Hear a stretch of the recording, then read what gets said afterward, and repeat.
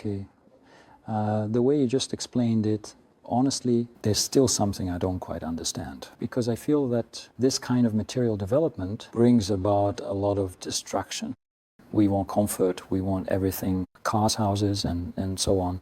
But this equipment doesn't just fall from the sky. We explore the precious and valuable natural resources of this earth that we all depend on.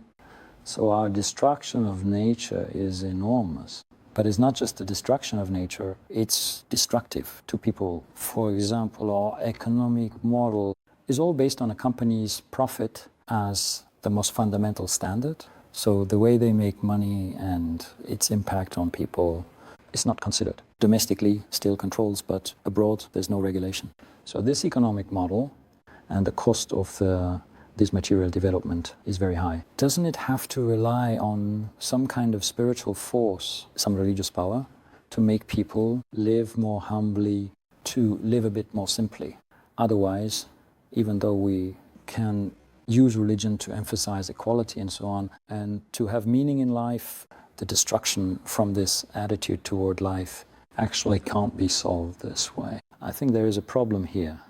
If you look at environmental issues in mainland China, the destruction of nature is clear and the pollution problem is severe. So between religion and such development, there is still some degree of tension, a contradiction, isn't there?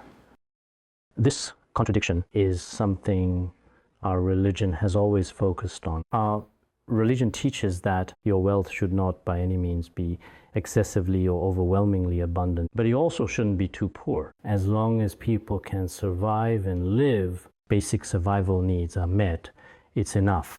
This is what our religion currently promotes at its core, in essence, as its basic thought or philosophy. In other words, under this philosophy, there is, of course, an inherent contradiction with scientific development, as we all know. Now, environmental destruction is indeed extremely serious, and more people these days have possessed all or a large portion of the wealth, such as money, property. Currently, 20% of the world's population is widely said to control approximately 80% of the total wealth. By some estimates, take the United States, for example, Americans make up 6% of the world's population. However, they possess 35% of the world's wealth. Situations like this, if we really live a luxurious life like the United States, if all people on the planet lived that way, then it would take more than 5 Earths to provide for everyone.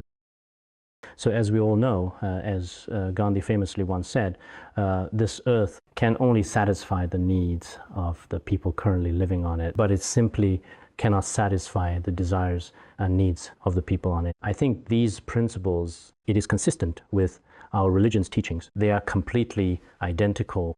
If we don't have a religious or spiritual belief system to help control our desires, and we blindly pursue scientific development, chasing it with an extremely fanatical mindset, whether it's for us or for the entire earth, for people across the globe, it will bring tremendous, unimaginable disaster and destruction.